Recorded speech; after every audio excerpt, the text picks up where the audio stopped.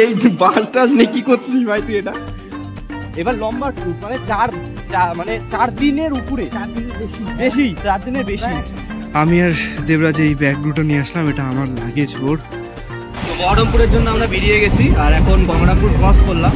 তো আমাদের ট্রেন আমাদের এক্সচেঞ্জের কোনো ব্যাপার থাকবে না, আমরা এখন ডিরেক্ট একদম বহরমপুরে খাপাহাটে আমরা গিয়ে নামবো। So hey guys, welcome to my new another blog. তো আজকের ব্লগটা আমি আমার বাড়ি থেকে শুরু করছি আর এখন বাজে 12:29 আর আমাকে 1টার সময় যেতে হবে রেল স্টেশনে, কারণ আমরা বালুরঘাট থেকে আজকে যাচ্ছি বহরমপুরে। তো মা এই যে এখানটা দাঁড়িয়ে আছে, মাকে একটু প্রণাম করে নিই।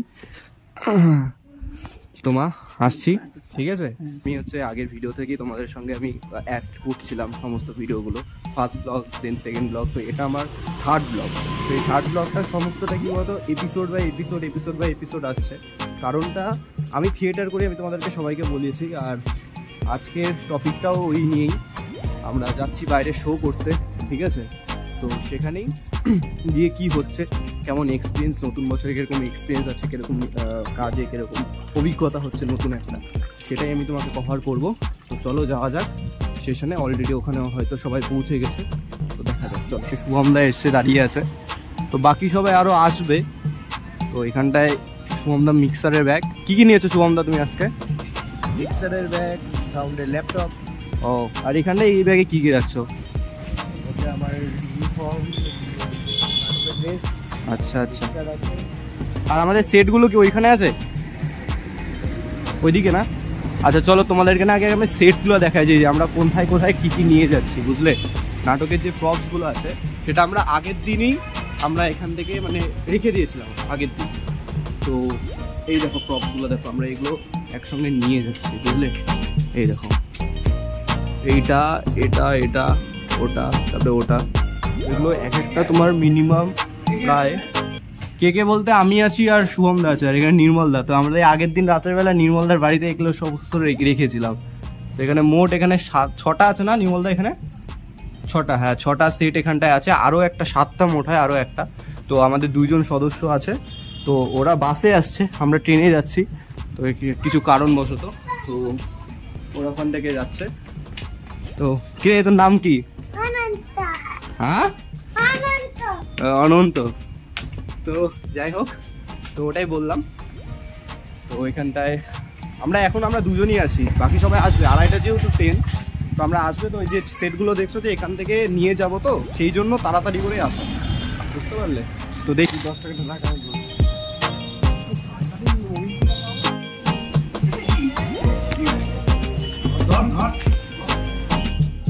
একটা নিয়ে নে, আমি বাকিটা নিয়ে নিচ্ছি।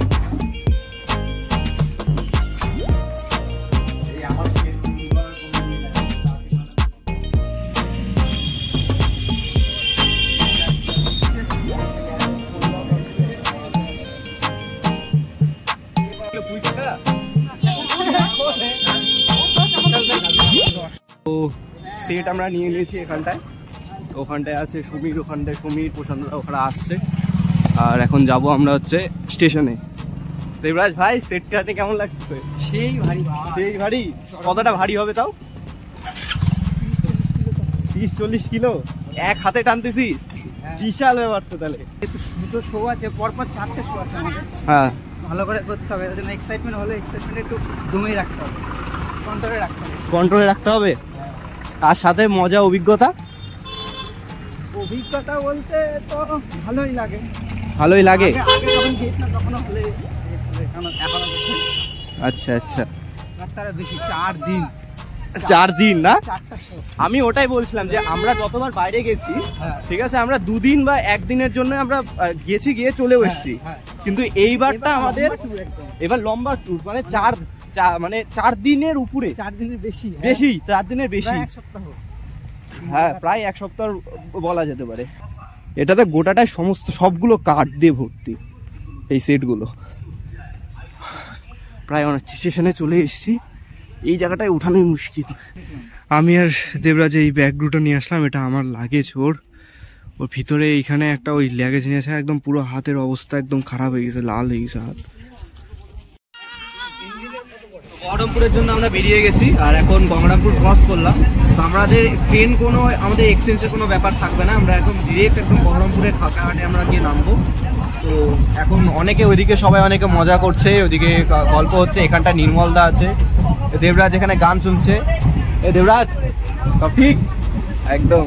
নির্মলদা ওইদিকে, নির্মলদা একদম। তো ওই দিকটা আমি তোমাদের একটু দেখাই আসি, দাঁড়াও।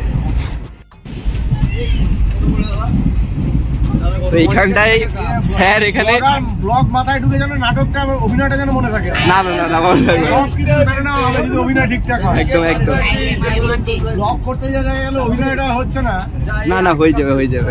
মাইকিং হচ্ছে, বিশালের মামা বাড়ি একদম হেরে পড়ে গেল। এই তিন কাপটা দিদিভাই ফোন করছিল, বললো তোরা কবে ঢুকছিস।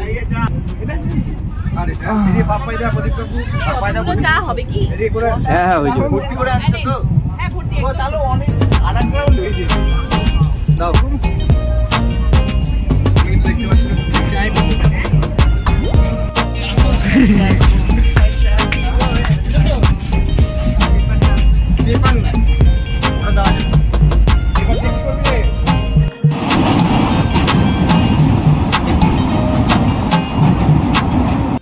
বালুরঘাট থেকে 3 ঘন্টার জার্নি করে এখন আমরা আসছি মালদায়। মালদায় এসে একটা টিফিন করলাম মুগ ডাল, সাথে ছিল কেক।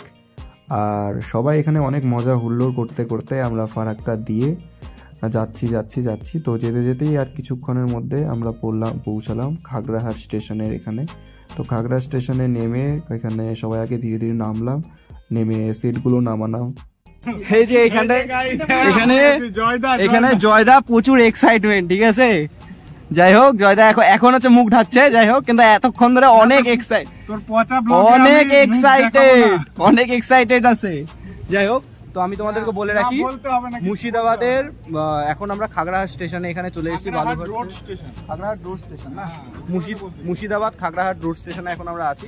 ওদিকে এই যে এখানটায় টোটোর মধ্যে অনেকগুলো মালপত্র ওদিকে নিয়ে এনেছি। এদিকে বিশালদা, ওদিকে বিশালদা ঠান্ডা কেমন? ভালো ঠান্ডা। যাই হোক, সেট টানলে আরো গরম লেগে যাবে একদম। ওখানে জয়দা, ওখানে প্রশান্ত দা, আর এই শুভম দা, এই যে। আর আমাদের সামনে আর একটা টোটো হচ্ছে। ভিডিওটা কেমন হচ্ছে? কেমন? আচ্ছা তুমি বলো না। একদম ভালো আছে। কেমন? ভালো, খুবই ভালো। সবাই ভালো থাকো। কেমন? একদম। আমরা সুরজিৎদার প্রবালটাকে মিস করছি। কেমন? একদম একদম একদম। দুই দম।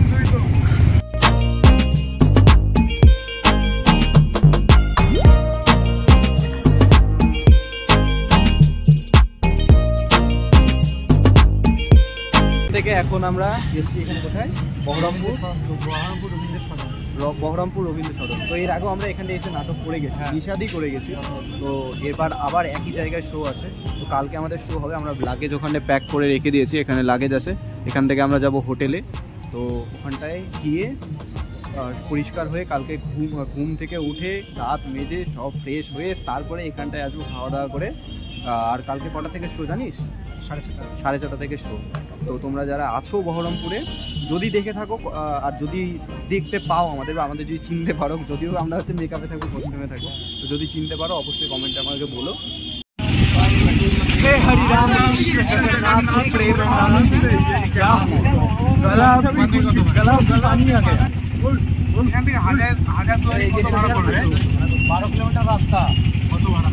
তো আমরা এখন বহরমপুর জেলা পরিষদ, ঠিক আছে, এখানে আমাদের থাকতে দিয়েছে। তো এই যে আমাদের জায়গাটা কিছুটা এইরকম, দেখো সবাই জামা প্যান্ট চেঞ্জ করছে, আমি দেখালাম না। কয়জনে খাবার খালি?